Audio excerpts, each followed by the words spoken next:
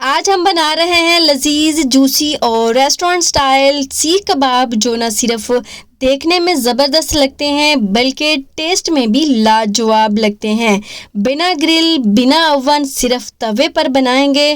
बिस्मिल्लाहिर्रहमानिर्रहीम। अस्सलाम वालेकुम गाइस, आई होप कि आप सब खैरियत से होंगे। आज हम बनाएंगे बहुत ही टेस्टी फ्लेवरफुल से सीख कबाब जो खाकर मज़ा आने वाला है। तो आपने वीडियो को एंड तक देखना है, स्किप बिल्कुल नहीं करना, क्योंकि मैं आपको बताऊंगी कुछ ऐसे ट्रिक्स और कुछ ऐसे टिप्स जो आपके बहुत काम आएंगे। तो इसके साथ ही गाइस मज़ेदार रेसिपी है, तो लाइक और सब्सक्राइब तो बनता है।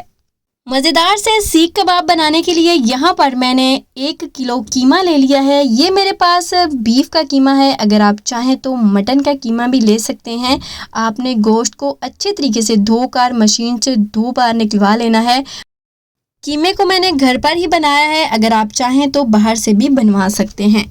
नाउ इसमें शामिल करेंगे कुछ स्पाइसीज। तो यहाँ पर हाफ़ टेबल स्पून ज़ीरा पाउडर है और हाफ़ टेबल स्पून ही धनिया पाउडर है और हाफ़ टेबल स्पून ही इसमें गरम मसाला शामिल कर देंगे और तकरीबन हाफ़ टी स्पून इसमें डालेंगे काला नमक और अजवाइन पीसी हुई, और इसमें शामिल करेंगे तकरीबन 1 टीस्पून चाट मसाला और इसमें शामिल करेंगे तकरीबन 1 टीस्पून लाल मिर्च पाउडर और तकरीबन हाफ़ टी स्पून इसमें डालेंगे काली मिर्च या आप वाइट मिर्च भी इसमें डाल सकते हैं और तकरीबन 1 टीस्पून इसमें डालेंगे हल्दी पाउडर और तकरीबन 1 टीस्पून ही नमक शामिल कर देंगे और 1 टेबलस्पून इसमें डालेंगे चिकन पाउडर और तकरीबन 5 से 6 टेबलस्पून डालेंगे इसमें भुने हुए चने का आटा।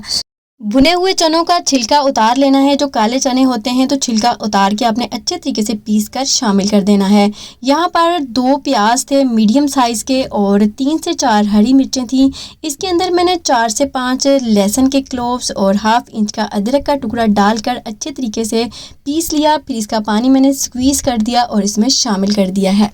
अब इसमें शामिल करेंगे 1 मुट्ठी इस तरह बारीक कटा हुआ धनिया और इसको अच्छे तरीके से करेंगे मिक्स।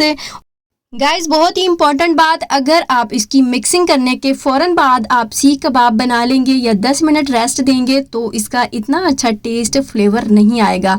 अगर आप इसके इस तरह मसाले मिक्स करने के बाद 1 घंटा फ्रीज़र में या फ्रिज में रख देंगे तो 1 घंटे के बाद अगर आप इसके कबाब बनाते हैं तो इसका टेस्ट, इसका जायका बहुत ज़्यादा इन्हेंस हो जाता है, खाने वाला खाता ही रह जाता है। इस स्टेज पर मैंने इसका नमक मिर्च चेक किया था तो मुझे थोड़ी सी मिर्ची कम लग रही थी। तकरीबन 2 चुटकी मैंने मिर्ची और 2 चुटकी मैंने नमक और इसमें शामिल किया है और इसको अगेन अच्छे तरीके से हम इसकी मिक्सिंग करेंगे और इसको रखेंगे 1 घंटे के लिए फ्रीज़र में।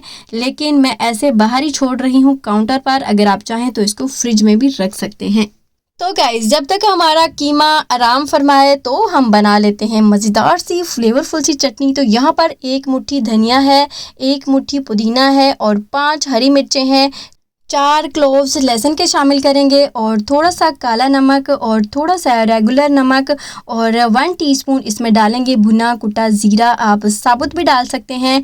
नाउ गाइस एक मैंने मिक्सी में डाल दिया है इसको और इसमें डालेंगे 2 टेबलस्पून दही और अच्छे तरीके से इसको बंद करके पीस लेंगे।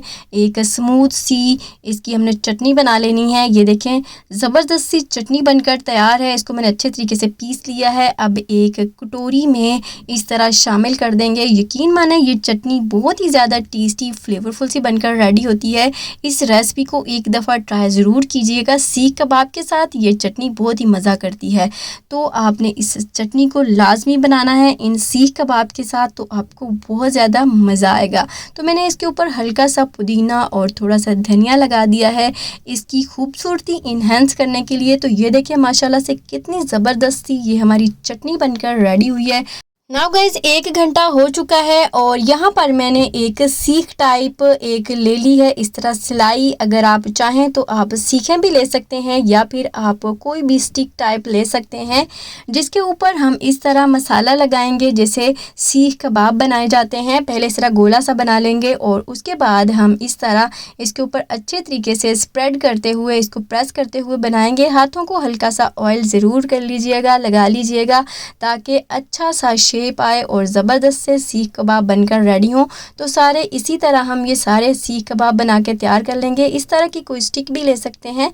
तो इजीली ये बन जाएंगे सीख कबाब। तो हमने इनको बना लिया है। ये देखें, इनके अंदर जो सुराख है वो भी मैं आपको दिखा देती हूँ। एक होल सा नज़र आएगा आपको। ये देखें, इसके अंदर एक होल सा बन गया है। ये मिटेगा बिल्कुल भी नहीं, ये अपनी जगह पे रहेगा। तो ये देखें, ज़बरदस्त से सीख कबाब फ्राई होने के लिए रेडी हैं। तो यहाँ पर मैंने एक तवा ले लिया है, इसके ऊपर डालेंगे थोड़ा सा ऑयल, या आप इनको घी में भी फ्राई कर सकते हैं। तो ये बिल्कुल थोड़े से घी या ऑयल में अच्छे तरीके से फ्राई हो जाते हैं।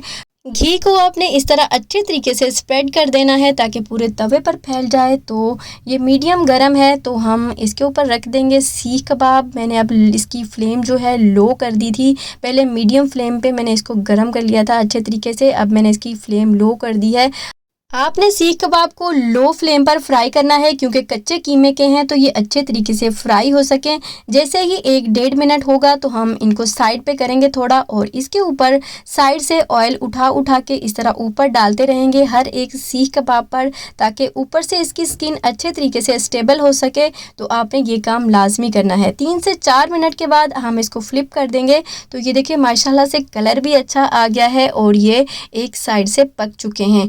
3 से 4 मिनट हम दूसरी साइड से भी इसको अच्छी तरीके से फ्राई कर लेंगे। तो नाउ गाइस, हमारे जो सीख कबाब है बनकर तैयार हैं। तो मैं इसको अभी बाहर निकालने लगी हूँ। अगर आप चाहें तो इसको मज़ीद डीपली फ्राई कर सकते हैं। अगर आप इसका कलर और डार्क करेंगे तो ये काले से हो जाएंगे। तो मैं कहूँगी कि इसी स्टेज पर इसको निकाल लें, क्योंकि लो फ्लेम पर बने हैं तो ये अंदर तक पक चुके हैं। ये बहुत ही सॉफ्ट जूसी बनकर रेडी होते हैं। तो ये देखिए गाइस, मैंने सारे कबाब निकाल लिए हैं और इसी तरह हम सारे के सारे रिमेनिंग कबाब बनाकर तैयार कर लेंगे। गाइस, जब तक रिमेनिंग कबाब फ्राई होते हैं तो मैं साथ साथ आपको टिप्स और ट्रिक्स देती चलूँ। तो आपने जब भी कबाब बनाने हैं तो मशीन से कीमे को 2 बार निकलवाना है। इससे कबाब बहुत ही सॉफ्ट होते हैं, इसका टेक्सचर बहुत ज़्यादा ज़बरदस्त आता है।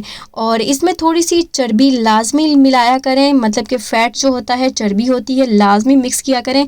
इससे जो कबाब होते हैं बहुत ही ज़्यादा जूसी और मॉइस्ट बनकर रेडी होते हैं।